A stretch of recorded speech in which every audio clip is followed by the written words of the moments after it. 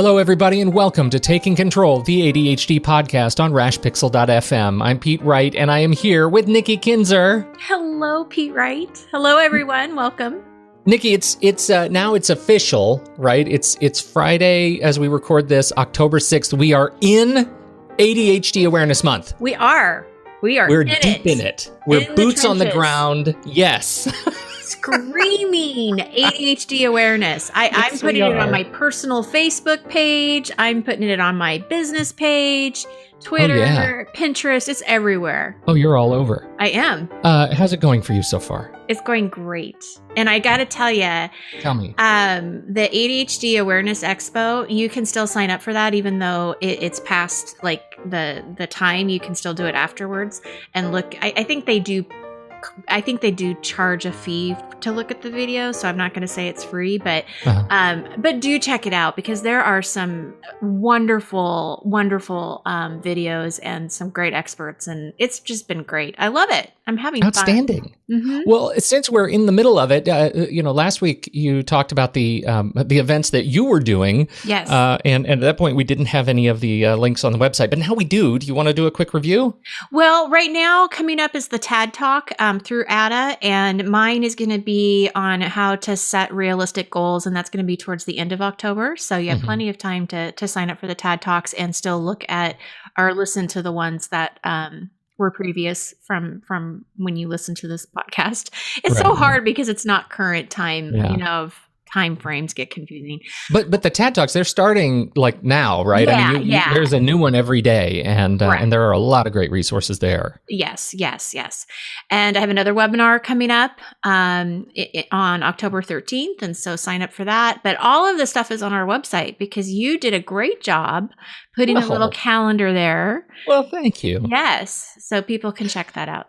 Outstanding. Very excited about that. And don't forget, to join Nikki on Facebook Live every Friday. Oh, forgot about that. I know. Yes, there's so much. I'm managing your calendar. Thank you. And every Friday, you've got a whole new kind of topic to talk about. I do. But don't ask me what the topic is today. Check the calendar. Okay. Well, we're going to be talking about something today. We haven't talked about this. It's been a while, and I think sometimes we take for granted that, if you're joining the show, if you're new to this show, you may be new to ADHD. And so we're going to take a step back and we're going to talk about what to do, how to handle, how to approach your new diagnosis of ADHD. And we have a fantastic representative to help us do that. Before we dive in, head over to TakeControlADHD.com, get to know us a little bit better, catch up on all the scheduling events through the month of October. We're very excited about that. You can listen to this show right on the website or subscribe to our mailing list right there on the front page, and you'll get an email each time a new episode is released. You can connect with us on Twitter or Facebook at Take Control ADHD and call us 503-664 4ADD to get your voice and your thoughts on this show. We would love to hear from you. And for those of you who've already jumped over to our Patreon account, patreon.com/the ADHD podcast, and supported us there, we deeply appreciate it. We're very excited to have launched Patreon, and your support, your direct your $1 a month, your $5 a month, they not only help to us to grow and to do more stuff and attend more conferences and bring you more great resources, they also help those who are listening to the show. For example, our first goal, when we hit our first goal, we're going to be able to afford to begin offering transcripts of every single episode. So we're really shooting for something that's going to help others who listen to the show, but we do need your help to do it, and so we appreciate that in advance. All right. Let's get going. Michael B. Cimino is an entrepreneur, a sales and marketing pro. He's been supporting organizations such as ADDA and CHADD, our very favorites. In fact, he's here sort of representing them both today in his work helping to launch the 2017 International Conference on ADHD, which we're going to talk about much more in a bit. First, though, we want to take on this question of how to approach your new diagnosis of ADHD from a guy who has been there. Michael Cimino, welcome to the ADHD podcast. Thank you so much, Nikki and Pete. Thank you for having me on today. It's a pleasure. Well, we are so happy that you're here. And as Pete said, I would love to hear your story, kind of what your journey's been with ADHD, and to give our listeners sort of a path of what to do. I've got this diagnosis. It's new. I don't know what to do with it. So let me start by saying a bit about my story, and then I'll tie that into what our listeners who've recently been diagnosed should expect. What was it like? What was the day like, Michael, that day long ago? The sun is rising. Set the stage for us. Sure. So understand, ADHD can seem different in every individual, but for me, it was something I've always been an outside the box thinker. I've also been, very energetic as a child, adolescent. So there were certainly, looking back now, there were clear signs that I had ADHD as a child. But I wasn't formally diagnosed with it for about 30 years. So I got formally diagnosed at the age of 29.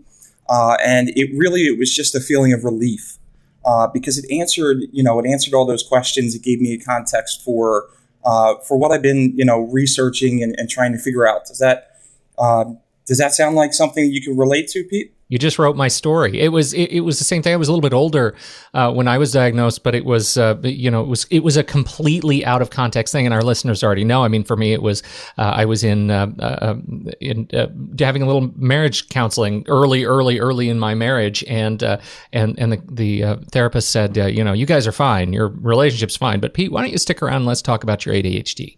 And I just happened to get very lucky with a counselor who also happened to have direct experience and expertise in working with adults with ADHD, or I would have been lost. But you're right. It's like suddenly the map that you've been staring at that is blank, it suddenly has contours to it. It has roads, it has rivers, it has mountains, and it comes into focus. Sure does. I spent years, but hours and hours, in therapy, trying to figure out, is this ADHD? I think you really, when you hear that diagnosis, it just gives you, a context. And so for our listeners, if you've recently been diagnosed, take a deep breath and realize that, great things start from here. And that there are organizations and there are people all across the country that support you. And you're not alone. There are so many, adults with ADHD, in America. I love that you say that just the positive spin on it, that this is a good thing. It's not a bad thing. And I think that a lot of times what I hear with clients is, yes, they have that relief because now things start to make sense, but then they also immediately almost go into fear. So can you expand a little bit more about what you mean that, okay, there's resources, there's things you can do, like? Definitely. So I think, when anyone is diagnosed with really any condition nowadays, the first thing we do is we jump on the computer or on our phone, and hop on Google. And we try to learn as much as we can about what this diagnosis is. So for me, I spent a lot of time trying to dissect what it is and how it manifests. And as far as as I can tell, you can never know too much about yourself. And I think that's really important for anyone with ADHD is, learn about the condition, but also learn about yourself. Take a real good look at, the strengths that you bring to the table, because chances are those are going to propel you, along in your life and in your career. So just to make a note, some resources are obviously better than others. I'm part of the reason why I'm on the podcast today is to talk about two organizations who are the leading nonprofits for ADHD, for awareness, education, and advocacy. They're ADDA and CHADD. And what are the differences between the two? That's a great question. So our missions are very similar. On behalf of ADDA, their mission is to serve, to power, to connect. And it's really, so ADDA is the Attention Deficit Disorder Association, but it really exists to support adults that are living with ADHD. Certainly we have a professional community. We have great coaches like yourself, Nikki, that are members and supporters. Now, CHADD, on the other hand, tends to be more on the scientific end. CHADD stands for Children and Adults with Attention Deficit Hyperactivity Disorder. So they tend to be geared towards more maybe parents that don't have the diagnosis, but that have children that may. and they tend to be more educational based. And CHADD will have local chapters in larger cities, typically like Portland and right. And they have meetings where people can go in once a month and connect with others. And do they still do that? Oh, they sure do. And that's a great point. So CHADD, another difference is that CHADD is in person. So to your point, all throughout the country, if you just go to their website, CHADD.org, you can find a chapter nearby. And you can connect and meet with others like yourself or that, can relate to your situation, and professionals that are in the community that support the organization. ADDA is entirely virtual. They tend to really focus on adults that, that have careers and have, families and lives of their own. They don't tend to be in person, but they have virtual support groups. So virtual online support groups that you could actually join is what you're saying, right? So, okay. So that's just another way to connect, which I think is so important, especially when you're newly diagnosed, because you do feel like you're by yourself. You do feel like, okay, gosh, before having the diagnosis of ADHD, you're just thinking that it's your fault. So having that connection with other people, like, oh, okay, well, this is the normal way for ADHD. Like this is okay, can really be helpful. I would assume for someone that's a little bit confused. Michael, how did you get involved with these organizations? I'm assuming that you got involved first as it's a hair club for men thing. You liked it so much you bought the company. You know what I mean? Like I assume that you got involved as somebody seeking resources first. Yes, or absolutely. What was that like? Seeking resources, I was actually referred to ADDA and CHADD on a number of occasions, and I became a member of both organizations. And once I got to see really what these organizations stand for, really ADDA specifically, attracted me because I am an adult, and a lot of their content is tailored that way and spoke to my story. And let me just say, I can't speak highly enough of both organizations, of, the employees and the members of their board. They're just the most compassionate and, understanding people. And understand, too, that especially from ADDA's point of view, they're all volunteers. So these are people that are investing their own time because they believe, this is an important mission. I agree, because the work I've done with ADDA, they have all been wonderful and professional, and you can really tell it's their passion. Absolutely. Michael, one of the things that I note about you, just that your career is not just volunteering in sales and marketing for these two fantastic organizations. You are first and foremost an entrepreneur and a career sales guy, and you've been working in international marketing for a long time. And I would love to hear you reflect a little bit on how you found you were able to integrate this sort of new awareness of ADHD in your career path, and how you moved your career forward as a business person. Sure. So obviously, career can be a challenging decision journey for anyone. But living with adult ADHD can certainly make it challenging. I'll say that really I was lucky enough. Growing up, I grew up in a family of entrepreneurs. My father's been in his own business for going on 40 years now. So I've looked up to him, all of my life. My mother and my sister are career salespeople. So I guess you would say the sales aspect is really just something that was in my DNA. But certainly I think it's important to note that some career paths are better for those with ADHD, to let them be more creative, think outside of the box. And I think that's really, where I found my niche in sales and marketing. That's a really interesting, perspective, and we sort of vector on that occasionally. We don't talk about career a whole lot on the show, which is why I think it's such an interesting question, right? What is it that makes sales and marketing such an appropriate career for, you and your ADHD? Sure. So I'm a people person, as you can probably tell from the couple of conversations we've had, and being at least early on in my career, being in sales.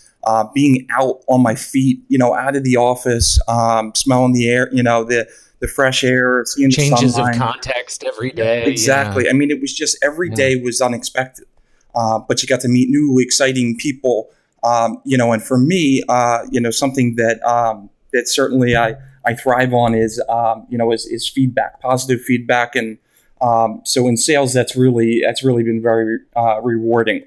Moving into more of a marketing, into my marketing work, is really just more on messaging. I think, most adults with ADHD have a different way of looking at things. And I think that can be very powerful.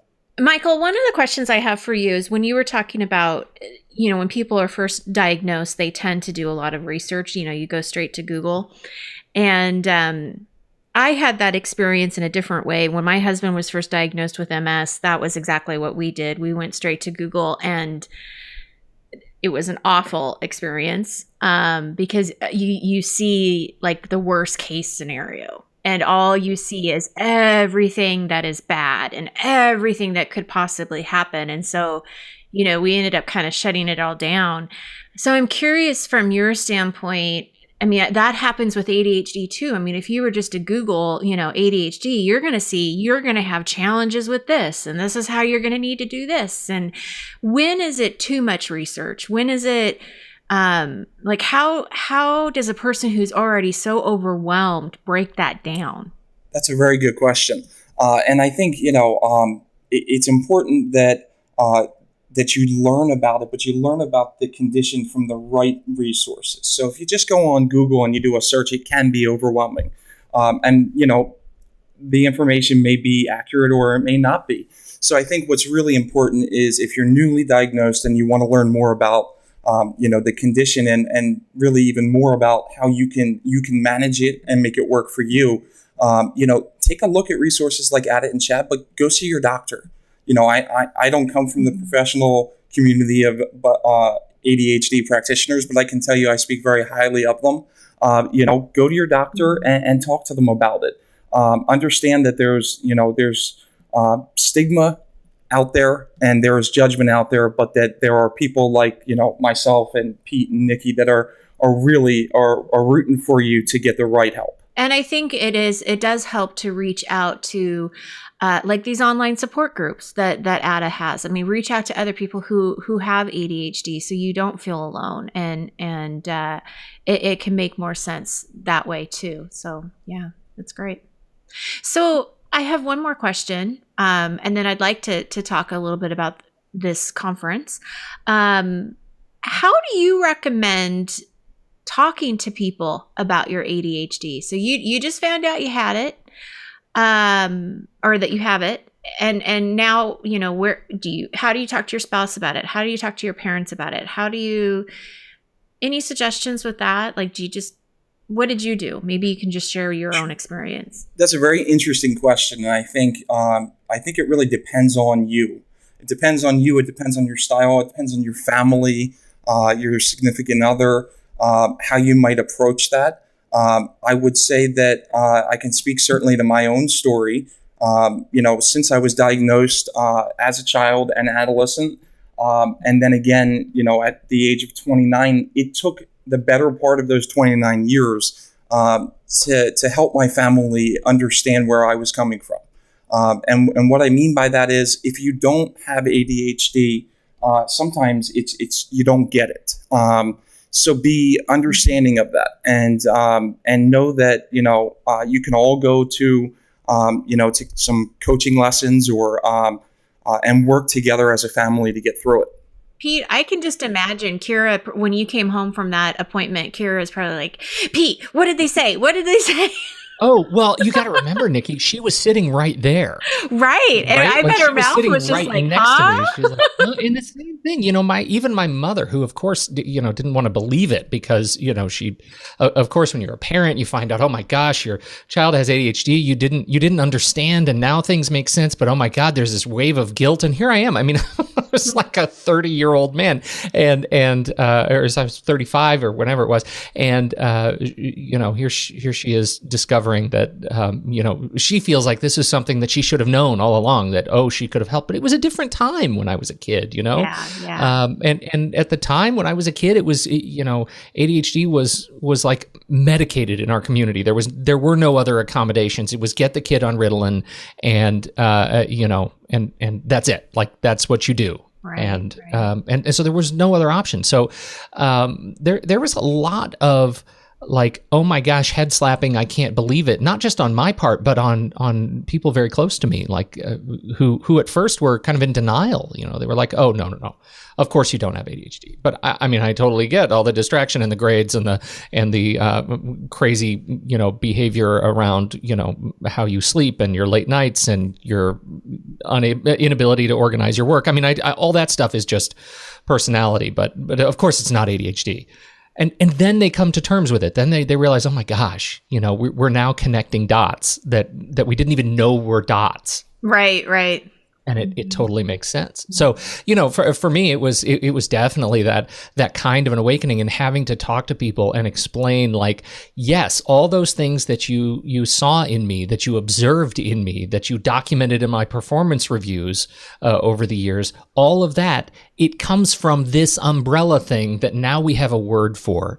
And it took even longer to come to terms with the fact, I say pretty recently, to come to terms with the fact that ADHD does not mean broken.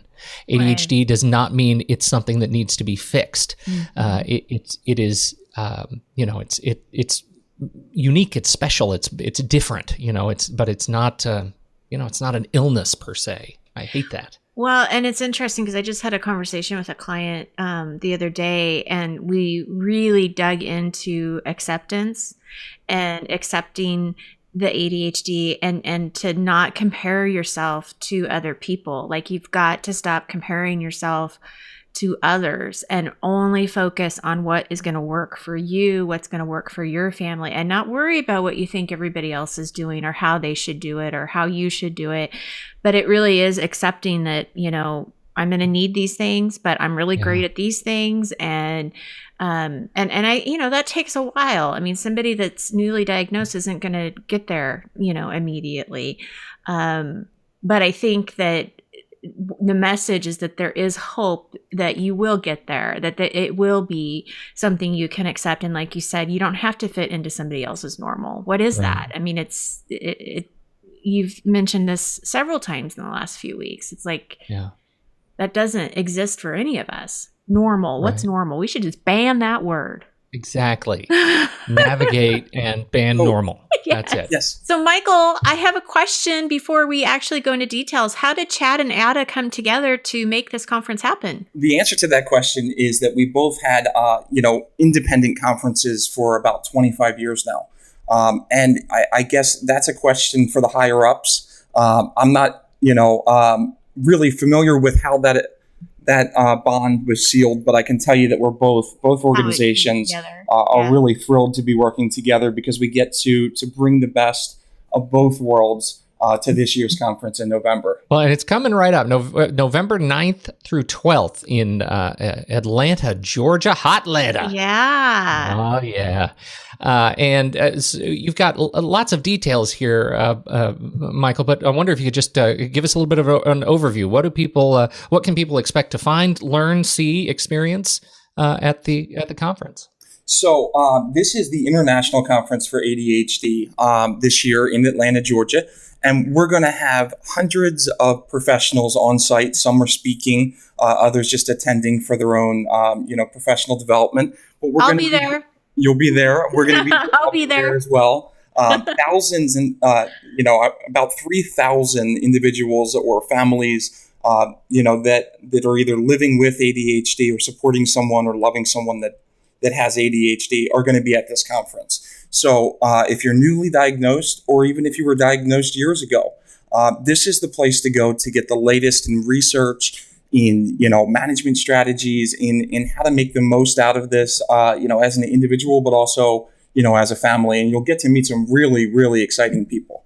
That I think it answers a question that I get all the time about these conferences. When we talk about conferences, the ADHD conferences, that it's for practitioners, therapists, coaches, and not, of course, it's not for families and parents and those who are living with ADHD themselves. But you're saying this is going to be a great and rich conference for everybody. Oh, absolutely, yeah, yes, everybody. Yes. Certainly there's going to be more individuals and families there for the general conference. But if you have questions about what's happening, or if you want to come for the whole conference or just for a day, check us out online. They have, all the information's on there. You can take a look at and prepare for sessions. It's very exciting. It really is. And it's fun because I remember the very first conference I went to a few years ago. I was sitting at a table and I was talking to the gal next to me, and she was a mom. She was a mom. She was attending the conference. She wanted to get as much information as she could on parenting her child that had ADHD. And we had this great conversation. And then, next session, I'm sitting next to, or across or next, like I remember seeing Rick Green from ADD and Loving It, or ADHD and Loving It. And I was starstruck. I'm like, oh my God, there's Rick Green.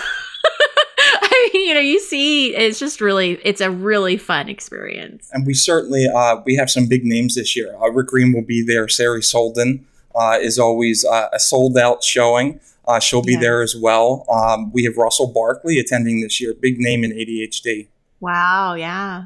So lots of rich content that's going to be there, but I can't emphasize enough that, especially for the folks that, follow ADDA or are members of ADDA, this is the only time, this year that you're going to have an opportunity to meet with the person you've been talking to over the computer or virtually. And those moments where, you meet the person you've been talking to or that's been incremental in your growth this year, it's really moving. Well, and I should add too that if you've been listening to this show regularly for the last couple of months, the guests that we've had on the show, almost to a person have said, "Oh, I'll see you there." Mm-hmm. So if you want, if you found the folks that we've been talking to interesting, go meet them. They're all going to be there in Atlanta, November 9th through 12th. Anything else we need to know about details? I'm going to put the links to registration for the conference in the show notes.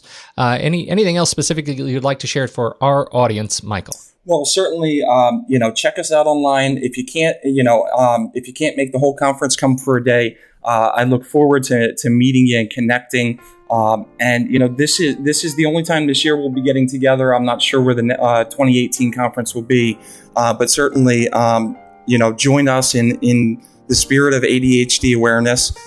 Come share some news, share your story with us on ADD.org. Outstanding. Thank you so much, Michael. Thank you so much for having me. This is a great conversation, everybody. Definitely check that out. Swipe over in your mobile device for all the show notes and links to learn more about the conference and register yourself. I personally am not going to be there. Nikki will be representing, and I don't know, maybe we'll find a way to do some podcasting from the conference. I'll wear from a the floor that has Pete on it. Pete will be with me in spirit. There you go. Thank you, everybody, on behalf of Michael Cimino and the wonderful organizations he's representing here today, and Nikki Kinzer. I'm Pete Wright, and we'll catch you next week right here on Taking Control, the ADHD podcast.